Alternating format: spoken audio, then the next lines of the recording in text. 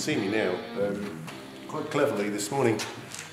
Well, last night I copied all this stuff from what I'm calling big camera onto a computer and brought the camera in today and left the media cards at home. So, hello little camera, stepping up to the plate. Today's program will be brought to you by DeWalt and Barco, which, my phone's ringing, I'll be back.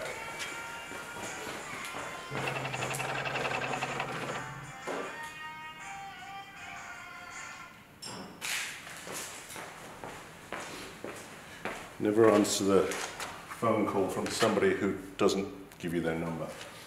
Now, today's program is brought to you by DeWalt and Barco, which is another little story. All yesterday I was cursing and looking around for my 27mm socket, which I couldn't find anywhere, and was assuming it was lost or kicked underneath something. So kids, if you are looking for a piece of your equipment that you can't find, try looking on the tool you used it on last. Now, see if we can find the 13.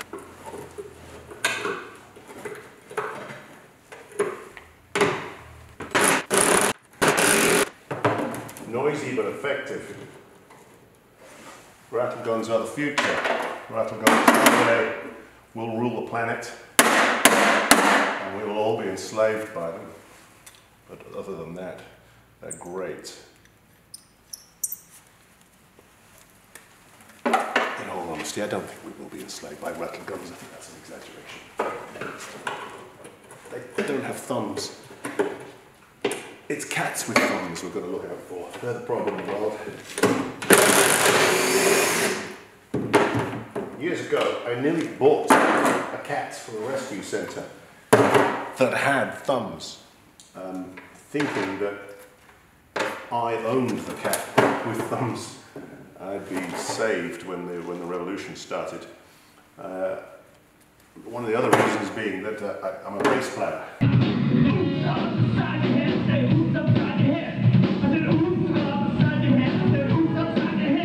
I really enjoy slap funk.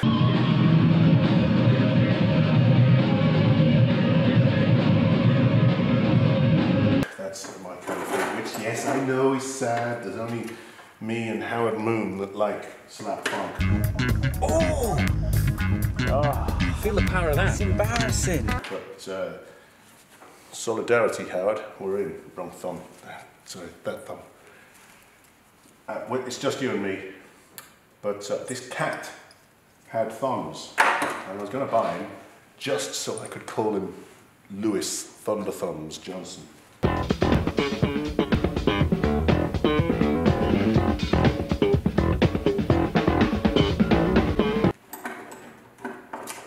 I'm not altogether sure that it's a good idea to share that detail with you, but now that I have, I feel unburdened. And I have a hinge. What I'm doing all the way through this is I'm trying to replace the nuts and bolts that I take out of them back into the piece. That way, I won't necessarily replace the same bolts in there, but I'll know which bolt came out of it at least. So this is going to need a little bit of cleaning up. But I have a hinge and it's in good nick. I was talking to the dude who owns the 109 and he was saying that he has the lower hinges. Apparently there was a difference earlier on in the Land Rovers. They had the hinge higher up, and if you put the wheel on the back door, it distorts the hinges, distorts the bodywork. But these lower hinges, apparently that doesn't happen. So that's good news, because I was thinking of getting a swing away wheel mount. Now I know I don't have to. Couple of results. Now what I'm going to do is this is kind of symbolic for me. I'm going to take off the bit that says Land Rover. That's going with the new top, whatever that ends up being. That's right. So, do it on the floor. There it is. So this rear top is no longer a Land Rover. Well, good, bad, you know. I've just pulled away a bit of carpet to expose this pillar and the bottom of the footwell, and it's not good. Well, it's rotten all the way up here. This is just iron filings coming out of here. Put a bit of fire on it and see what happens.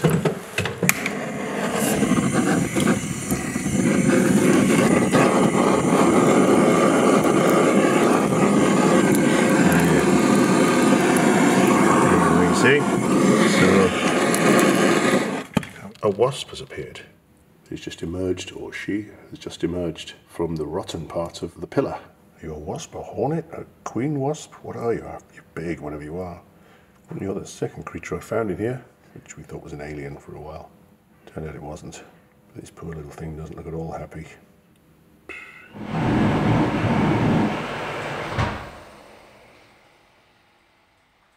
So yeah, we've got the little captive nuts that sit in the slots to hold the wing on. We've got 2 of those. So whatever it was attached to is completely rusted away. Oh well, there we go. I'm sort of enjoying this and sort of not at the same time. The more I do it, the more bits and pieces I find that are missing.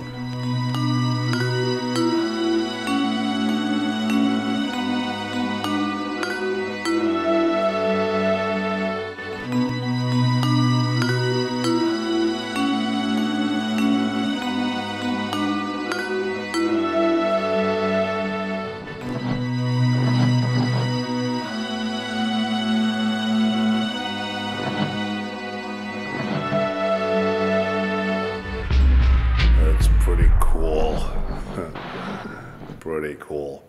I like the smoky thing and I like the lens flares, but it's all spooky. The lights on Rosie are bad, they're poor.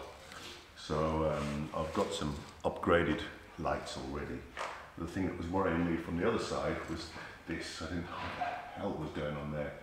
So I've just taken that side apart just to see what's going on. But I've taken this side apart as well, and to my relief, there is an H4 connector, which means that my upgrade lights will go directly onto that fitting. But now, because I've replaced these, most of the lights on this they've been smashed from the impact. So I'm trying to get these out at the moment, which are proving to be more, let's say, self-adhesive than you would imagine. And of course, in a nice convenient manner, they've all been pop riveted into place.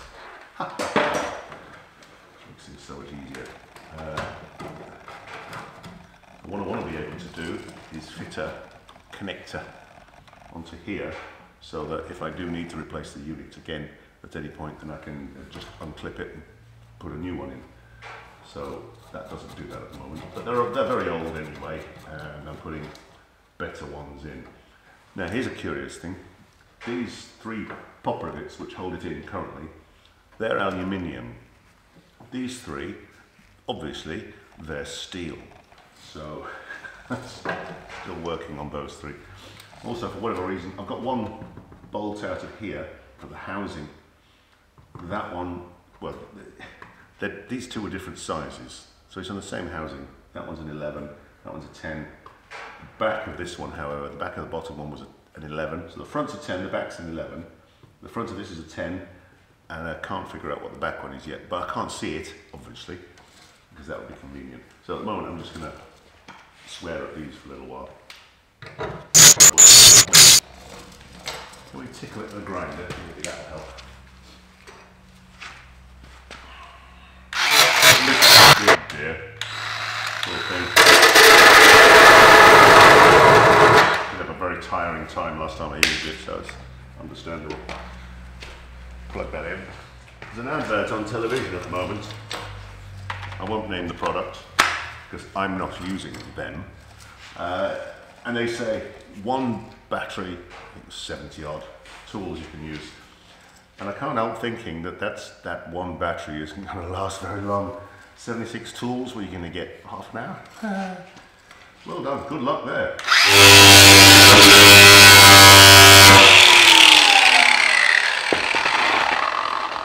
Right.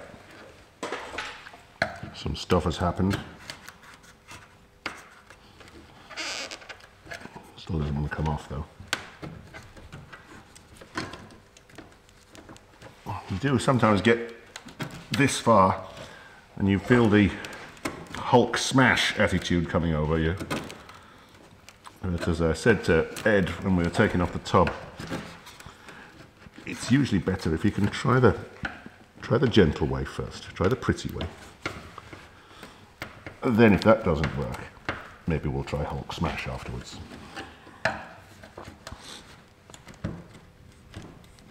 Having said that, that's not exactly a pretty way that I'm doing it now. It's just as well Rosie needs repainting. Aha! Movement.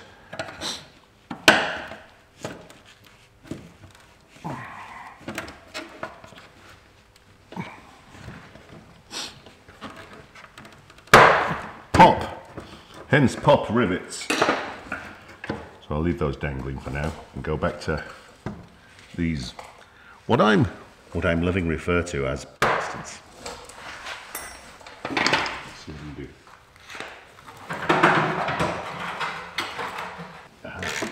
We've got some movement. I've got not hand bolt.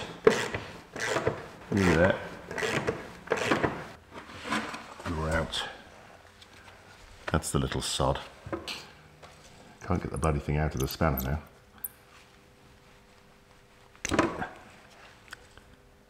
That's the git. All right, 2 more to go.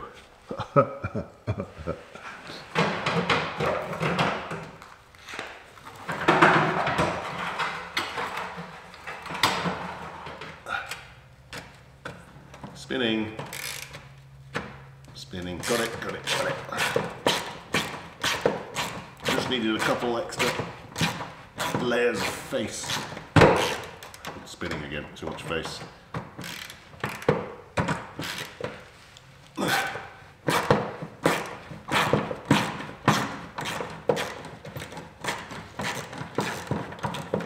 Now I'm going to try and replace all of these things with stainless steel nuts and bolts for precisely this reason. So although they do their job obviously in steel, with stainless steel they may well be easier to get off. How's that looking now? Speaking of get off.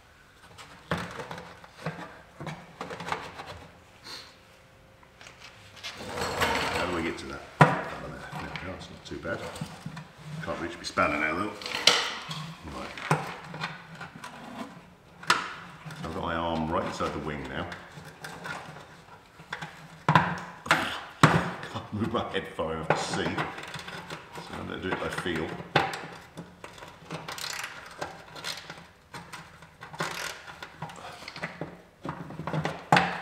I missed it. I don't know what it was. I know a bolt, but it wasn't a bolt. What's that? That's got the swing. Spinning.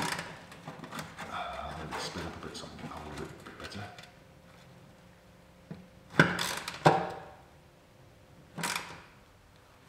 Yep, that's moving. I've lost it though. Oh, it's sheared. Come apart. Well, you know, good. Sort of.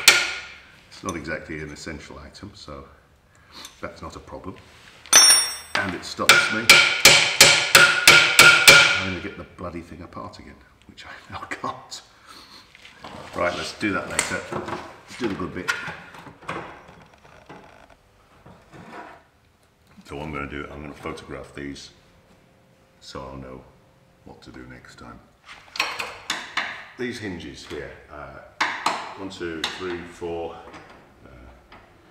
crossheads in them. I managed to get the doors off with a certain amount of difficulty, and I've been persevering with what I assumed was the right tool, and that they're stuck fast.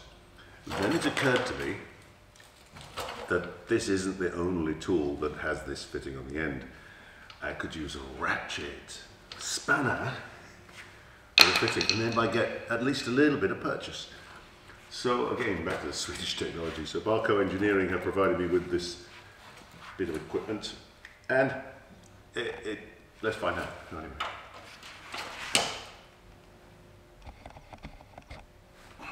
Here we go. Doddle. Right job, right tool, right job. There we are. Easy peasy. Fits.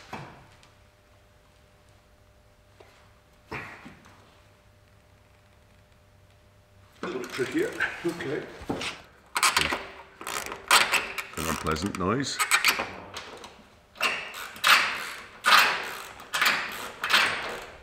I think the clip that the bolt is attached to, you can hear that's just turning. So I'm going to have to drill that head off. And this one is now rounded, so I can't get any purchase on that either.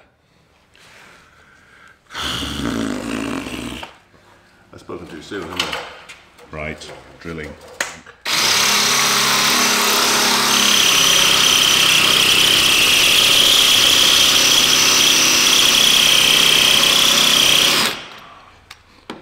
Whatever happens, they're coming off.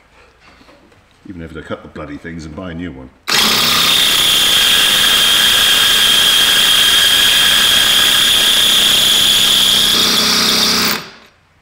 Oh, this is irritating. Right, as they say where I'm from, bollocks to it.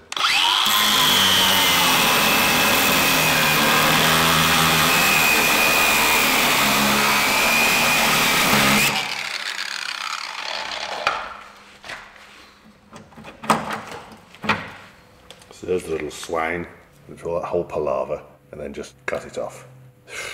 So I'll go online, see if I can find some replacement hinges. Ooh. My alarm's going. So I've got the hinge off and found the pillar is full of expanding foam. And now I have to leave that and go and have, well, earlier on Friday, I have a temporary filling, and it fell out because I was doing the interdental thing between the teeth, and of course therefore my filling fell out. So is interdental brushing good? As far as I'm concerned at the moment, no. So all this I'm doing, well, a hole in my tooth, yeah, and it didn't want to play, and oh, it made me so happy. It is actually tooth hurty. Dentist o'clock. See ya. I'm just a monkey with a spanner, but if I can do this, you can do that.